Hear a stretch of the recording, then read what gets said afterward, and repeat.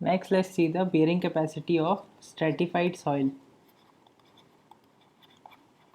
So for stratified soil, the value of shear strength parameters, that is C and phi, will be different for all these layers. So if we want to find out the bearing capacity here, so for that we use the C equivalent and phi equivalent. And how do we find the C equivalent and phi equivalent? We take the weighted average. That is, C equivalent is given as C1H1 plus C2H2 plus C3H3 divided by H1 plus H2 plus H3. Similarly for phi, tan phi equivalent is equal to H1 tan phi 1 plus H2 tan phi 2 plus H3 tan phi 3 divided by H1 plus H2 plus H3. So here we obtain the C equivalent and phi equivalent, and after that we can find these bearing capacity factors, that is NC, NQ, N gamma, and we can apply the bearing capacity equation to find out the same. Now after that, the next thing is factors affecting bearing capacity.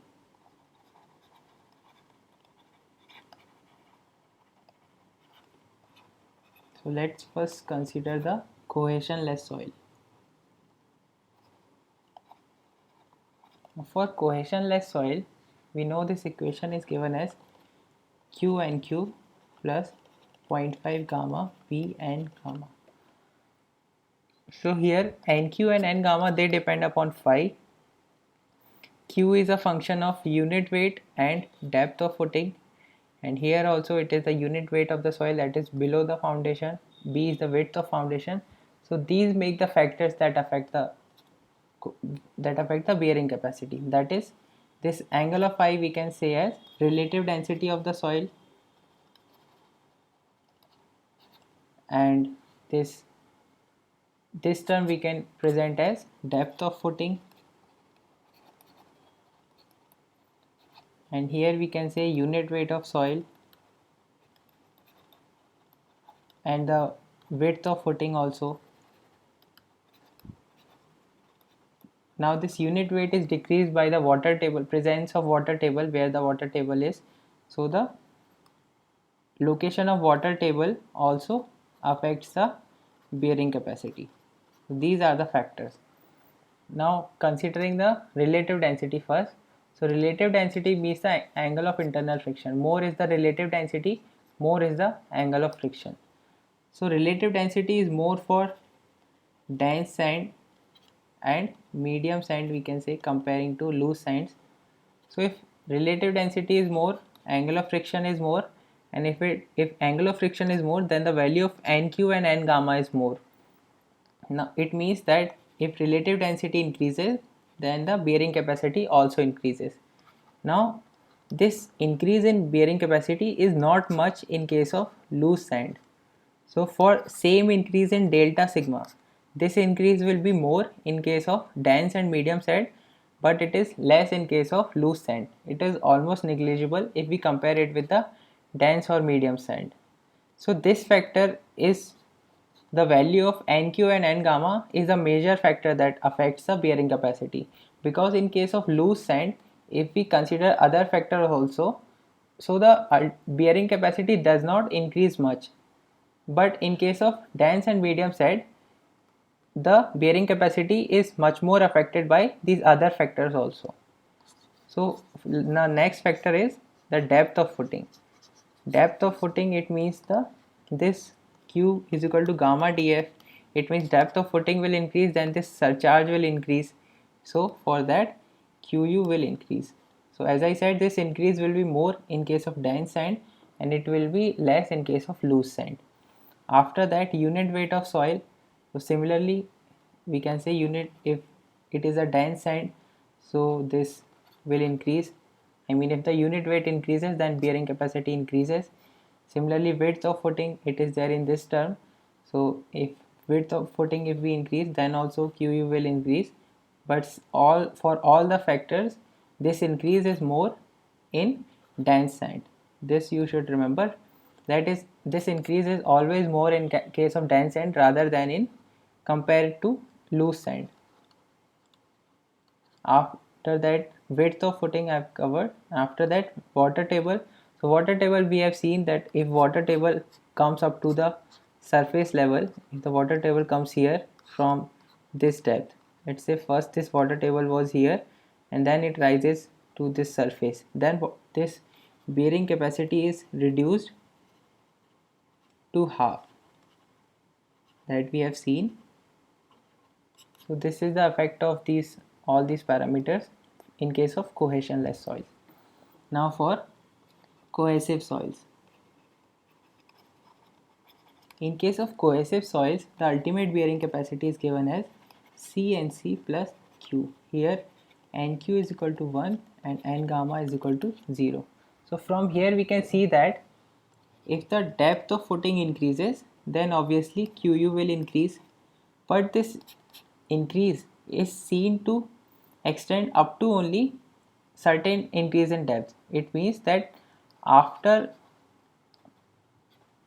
certain depth, the increase in bearing capacity is not seen. So only up to increase in some depth. I mean, if this is here initial foundation, so if we are putting it somewhere lower, then this bearing capacity will increase, but it will not keep on increasing. If we further lower the foundation level, then it will not increase.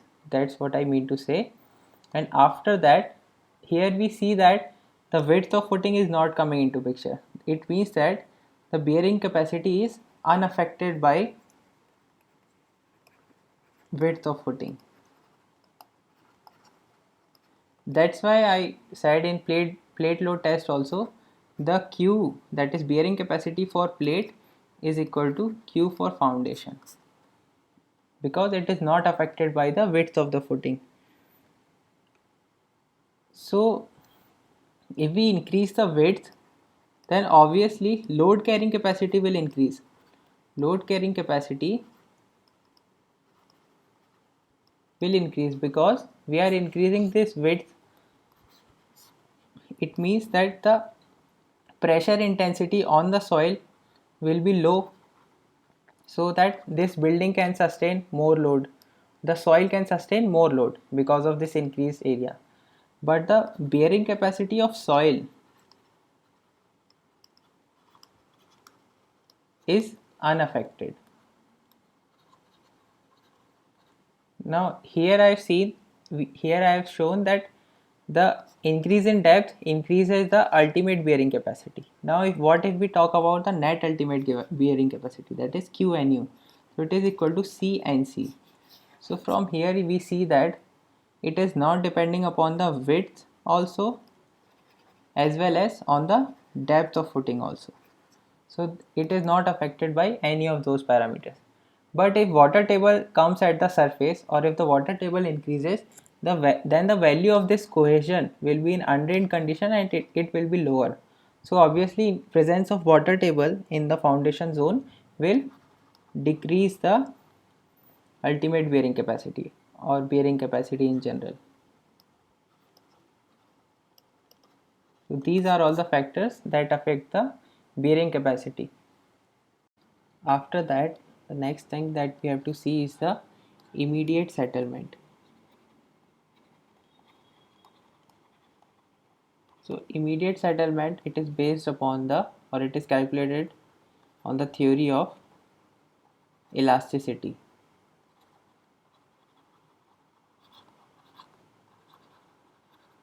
So according to that, the value of ES, that is the modulus of elasticity of soil, and the Poisson's ratio, these are assumed constant for the soil, and the soil is assumed as homogeneous, isotropic, and semi-infinite. So the immediate settlement is given as SI is equal to QNB 1 minus mu square IF upon ES. Here Qn is the net foundation pressure and mu is the Poisson's ratio, E is the modulus elasticity of soil, B is the width of the footing, and IF is the influence factor. And it depends upon the rigidity and shape of footing. So it will be different for flexible footing and different for rigid footing, whereas similarly it is different for circular, rectangular and all these shapes. So if nothing is given, then it means that they are asking for immediate settlement on flexible footing. And if the rigid footing is mentioned, then, and if you have calculated the settlement for flexible footing, then there is this relation, that is S for rigid footing, that is settlement for rigid footing is equal to 0.8 times settlement on flexible footing. Whereas if influence factor for rigid footing itself is given, then you need not multiply it with the 0.8, you can simply use this formula. So after this, there are these contact pressure and settlement diagrams on flexible footing and flexible and rigid footing for clay soil and granular soil. So first let's see for flexible footing. So in flexible footing, you have to remember that the contact pressure that develops between the soil and the footing, it is uniform. So whether it is clay soil or granular soil, this contact pressure is uniform in case of flexible footing. So this part makes our contact pressure diagram. So these lines are of equal length, that is the pressure is, or the contact pressure is uniform. Now if we talk about the settlement, so for clay soil you have to remember that E is constant, that is modulus of elasticity is constant for clay soil, whereas for granular soil this E varies. It is more at the center and less at the edges. So these two things if we keep in mind, then we can find out this settlement diagram. So for clay soil on flexible footing, it produces this dish shaped diagram of settlement. So you can imagine it, this footing to be of a flexible material, and what if you press this flexible material here, so this settlement will be here, it will be more, whereas it will be less at the edges. And for granular soil, as I said, the E is more at the center, so where E is more, that part will be stiff or more stiff, whereas this part will be less stiff, or we can say it will be flexible. So where it is stiff, and we know that pressure is uniform, it means where it is stiff, there at that point the settlement will be less, whereas where it is kind of flexible, at that part the settlement will be more. So it produces this inverted dish shape. So that is about our flexible footing. Now let's move to rigid footing. So in rigid footing, that one thing that you have to remember is it produces uniform settlement. So this settlement, if we are talking about rigid footing, so it will be uniform, whether we are talking about clay soil or granular soil. Now for clay soil, as I said, E is constant, and we want to make a uniform settlement. So here we saw that when uniform pressure is there, then it produces this kind of shape. But now we want this kind of settlement, that is equal settlement. So for producing equal settlement, the pressure at the edges should be more. So that's how we find out this pressure diagram or the contact pressure diagram, because we are trying to produce uniform settlement. So for producing uniform settlement in clay soil, the pressure at the edges is more, whereas the pressure at the center is less. That's on the rigid footing. And for granular soil on rigid footing, again the E is more here and E is less here. So if E is more here, it means that here we require more stress to produce this same settlement, which can be produced at less stress here. So because this settlement is uniform, it means that this pressure should be more at center, whereas the pressure should be less at the edges. So this is about these 4 diagrams that are asked in the exams. So this is everything that is there in this unit, and next we'll see the numericals.